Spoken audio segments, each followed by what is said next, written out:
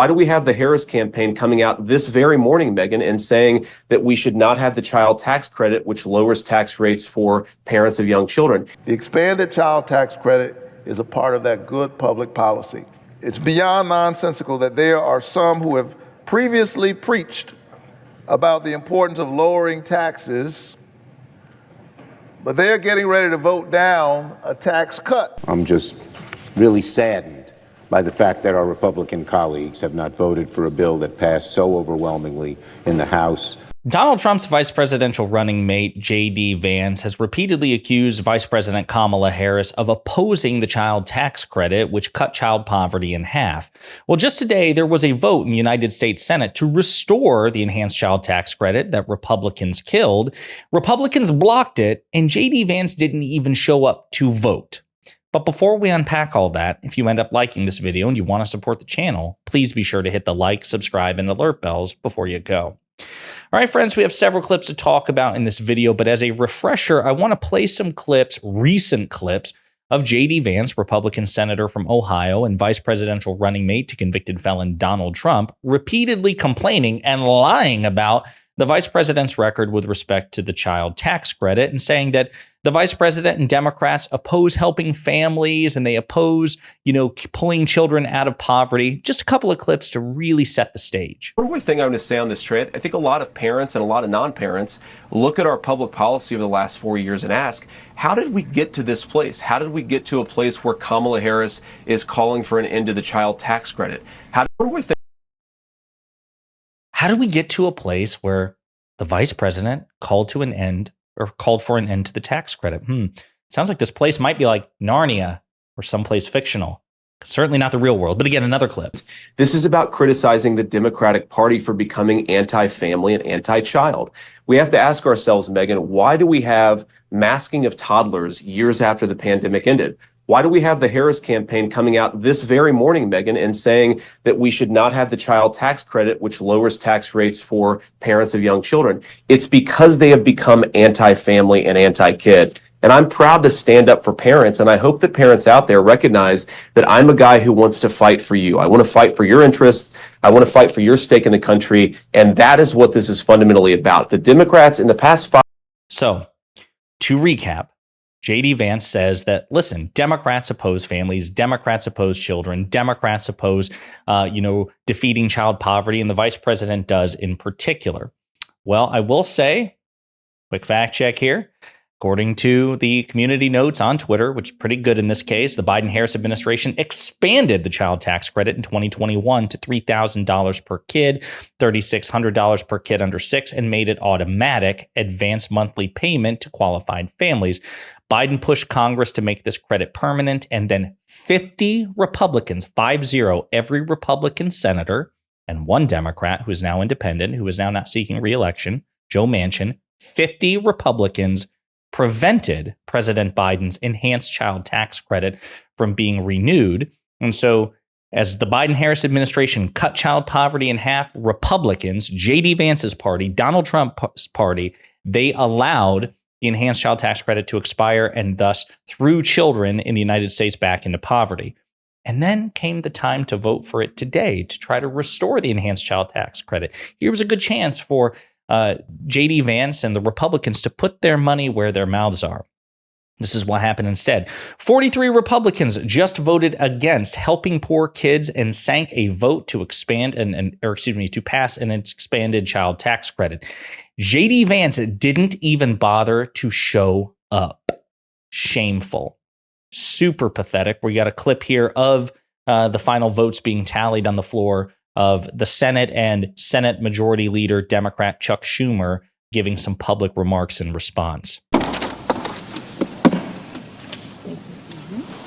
On this vote, the yeas are 48, the nays are 44. 3/5 of senators duly chosen and sworn have not voted in the affirmative. The motion is not agreed to.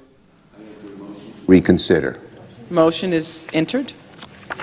Thank you, Madam President. And once again, let me just repeat quickly, I'm just really saddened by the fact that our Republican colleagues have not voted for a bill that passed so overwhelmingly in the House, put together by a conservative Republican chairman of the Ways and Means Committee, and that would do so much to help housing, help kids and families, and help businesses. It's pathetic is what it is, but that just goes to show you how much Republicans want to own the libs, even if that means throwing children into poverty and keeping them there. CNN goes into more detail. Senate GOP blocks tax bill as Democrats spotlight child tax credit in election year push. Senate Republicans on Thursday blocked a bipartisan tax package that would have temporarily expanded the child tax credit and restored some business tax benefits. The bill failed to advance on a procedural vote of 48 to 44, short of the 60 votes required to succeed, because, of course, you have to break the filibuster or exceed the filibuster. Democrats brought up the vote, which was expected to fail, as they seek to spotlight the child tax credit in a political messaging push ahead of the November elections, giving vulnerable members of their party a chance to vote to expand the tax credit and putting Republicans on the spot over the issue. The bipartisan tax bill passed the Republican-led House, of all freaking places, as dysfunctional as they are, earlier this year, but has run into resistance from some Republicans in the Senate. Following House passage of the bill, some Senate Republicans raised issue with the legislation, with some saying they wanted to push for it to be amended. In the run-up to elections, Democrats have put a series of bills on the Senate floor that have failed to advance due to GOP opposition, including legislation related to contraception and IVF, in vitro fertilization, issues that Democrats see as politically popular. Republicans have criticized what they call a summer of show votes. Hey, listen, if the shoe was on the other foot, you do it too. And sorry that you all suck on these particular issues. Maybe you should, pinch your nose and be willing to stomach the possibility that the Biden-Harris administration and Democrats would get credit for this legislation and vote for it anyway because it's the right thing to do. Remember, I want to use this before we go on, 2020. We got hit with a pandemic we have not seen in a century, the likes of which we have not seen in a century. Donald Trump, a proto-fascist buffoon, a malignant narcissist, a pathological liar, perhaps the worst president in American history, was the president. It was an election year, and he mismanaged the pandemic to a catastrophic extent. However, when the time came, during an election year, Democrats worked with then President Trump to pass two sweeping bipartisan COVID stimulus packages, knowing that Trump, as the sitting president, would likely get the credit for it. Democrats, for all their faults, do the right thing, or at least are much more likely to do the right thing than their Republican politician counterparts, even when it's an election year and it would benefit the opposition, who, by the way, as a reminder, isn't just a normal Republican, but is the very worst human in American history, right? Certainly in modern political history, a guy that Democrats tried to impeach. They worked with him anyway on something that he was going to get the credit for because it was the right thing to do. So when Republicans complain here about show votes, take none of it seriously. Take none of it seriously. If they really cared, if they were statesmen, they would do the right thing regardless of the possibility that President Biden, their hated foe, would get credit, because that's what adults do. I digress. The Senate tax bill also gave Democrats an opportunity to push back against some comments made from Republican vice presidential candidate Senator JD Vance of Ohio. Vance has falsely claimed that Vice President Kamala Harris, the presumptive Democratic presidential nominee, is calling to end the child tax credit. Harris has actually called for years to increase the child tax credit. Senate Majority Leader Chuck Schumer said in remarks on the floor this week that some Republican senators, like the junior senator from Ohio, have claimed laughably that Democrats somehow oppose the child tax credit. This is plain nonsense, Schumer said. Democrats do not oppose the child tax credit whatsoever. On the contrary, we strongly support it. Again, Democrats were the ones who expanded it and put it in the American Rescue Plan, which passed on a partisan basis. Every Republican opposed President Biden's American Rescue Plan, which was the thing that cut child poverty in half. Again, Biden should get all of the credit. Harris should get all the credit. Democrats should get all the credit. And Republicans objectively should get all the blame. And that includes JD Vance and Donald Trump, because if they really supported cutting child poverty in half, they would demand that their party actually work to pass it, even bipartisanly, even in an election year. The Kamala Harris's campaign responded to this, and she said, Donald Trump and JD Vance are not offering American solutions, only insults, chaos, and fear. They don't want security at the border. They want to spread fear. They don't want to help working families. Their Project 2025 agenda only hurts them. The same old outrage from Donald Trump doesn't make Americans safer or more prosperous. It only shows us who he really is, an old, desperate, and dangerous criminal who is incapable of leading America. Vice President Harris supports border security, helping working families, and protecting Americans' freedom. She's proud to be the only candidate who can stake that claim.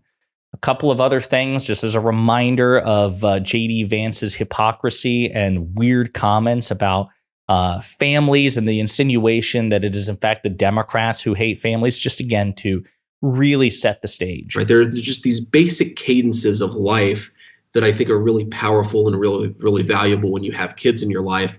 And the fact that so many people, especially in America's leadership class, just don't have that in their lives, I worry that it makes people more sociopathic and ultimately our whole country a little bit less less mentally stable. And of course, you talk about going on Twitter. Final point.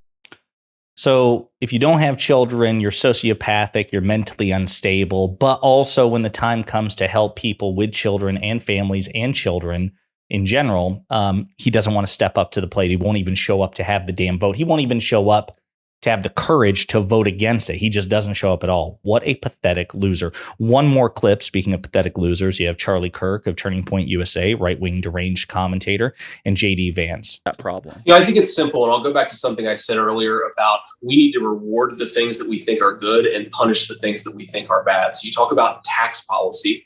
Let's tax the things that are bad and not tax the things that are good. If you're making $100,000, $400,000 a year, and you've got 3 kids, you should pay a different, lower tax rate than if you're making the same amount of money and you don't have any kids. It's that simple. Totally agree. So, again, JD Vance said doesn't want to offer tax incentives. I mean, that's fine. Again, the enhanced child tax credit is great. We should be helping out working families. But he vilifies and demonizes people who don't have children, talks a big game about providing tax incentives and breaks for those who do have children. And then when the time comes to vote on it, doesn't want to show up to vote. So again, folks, he's just given, Republicans have just given Democrats, President Biden, Vice President Harris, fodder for campaign ads and a messaging blitz. And we need to hit them hard, metaphorically, on this issue and show that in reality, Republican politicians hate children. They care nothing for keeping children out of poverty or restoring them from poverty, because really at the end of the day, the only thing they care about is owning the libs, and rescuing children from child poverty in an election year would actually help the libs in their mind, and so it's not worth doing.